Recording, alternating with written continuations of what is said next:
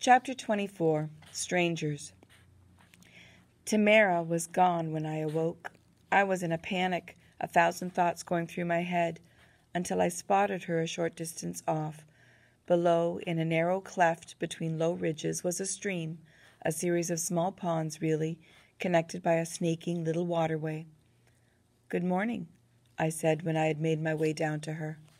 "Good morning," she said quietly, her eyes on the pond beside which she sat. "When I woke up and didn't find you," I said, "I was afraid you'd left. I thought you'd headed for home or something." "What home?" she said flatly. She looked up. "You were worried that I was gone? Why would that matter to you?" "Because it would," I said, suddenly angry. "It would matter a lot." She looked at me thoughtfully for a moment, then returned her gaze to the water. I knelt by the pond. I cleaned up cuts and scrapes, washed my hands and face, and drank my fill of water, my breakfast. I flicked water off my hands, then I dried my face and hands on the Russian tunic I was wearing. "You were very smart, very brave yesterday," she said Tamara. I said nothing in response. "Sergo got away safely because of you, and so did we." Looking at the water, she moved a finger across the surface, as though drawing a design on it. "I hope Sergo made it," I said.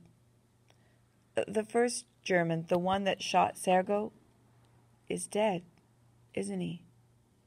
"I think so." "What did you yell in German to them?" she asked without looking up. "How would you know what to say?" I wondered how much she really knew, how much she had already figured out.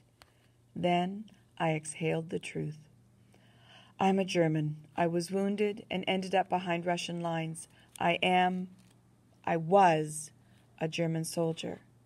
She grimaced, then slowly nodded in understanding. "After that morning when I burned myself," my words trailed off. "I knew then," she said, her voice hard, "but I didn't know for sure what I knew, only that you were German." "Why didn't you turn me in?" "I didn't know what to do."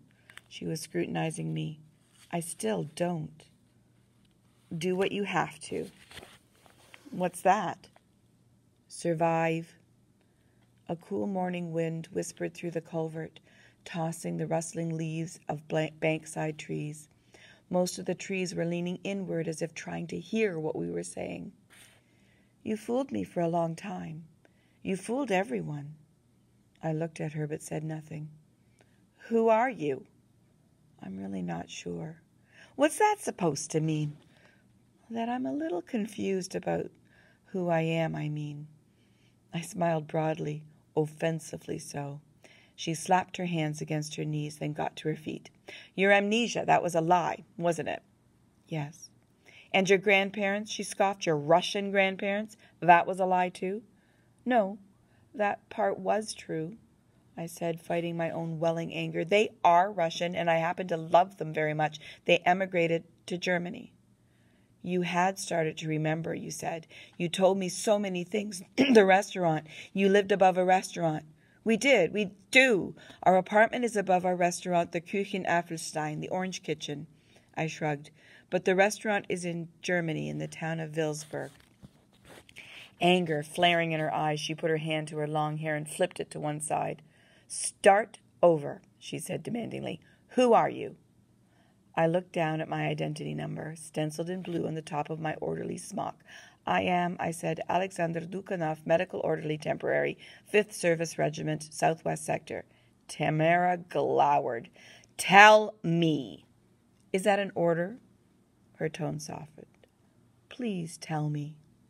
I started at the beginning. I told her everything.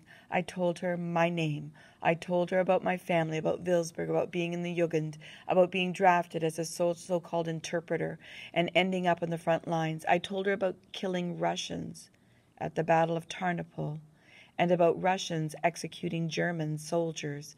I described the things I had seen, awful things. She sat quietly. I told her about the Jewish people and about the deaths of Rosy Cheeks, Hals, Oscar, and of others whose names I never knew. There were tears in my eyes. Embarrassed, I brushed them away. "Huh, a Nazi crying," she said, her tone noncommittal. "Something I never expected to see."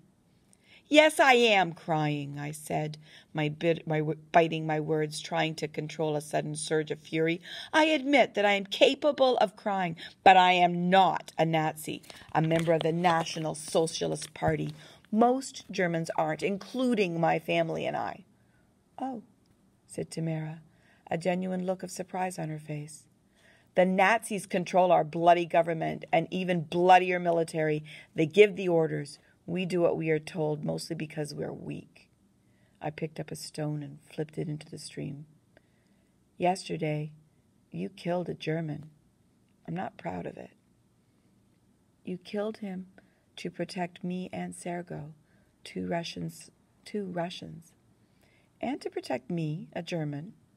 I held up my hands in two claws of futility. "I don't want to kill anybody. I don't even know you, do I?" "Then we're both confused on the same subject." "You were good. You were so good with the patients. You cared, or seemed to." "I did care." She looked at me thoughtfully. "But they were Russians." "So what?" I snapped. Her dark eyes blinked. "So they were Russians. Russians, Germans. What's the difference?" She looked at me. The only sound was the soft, redundant music of the stream.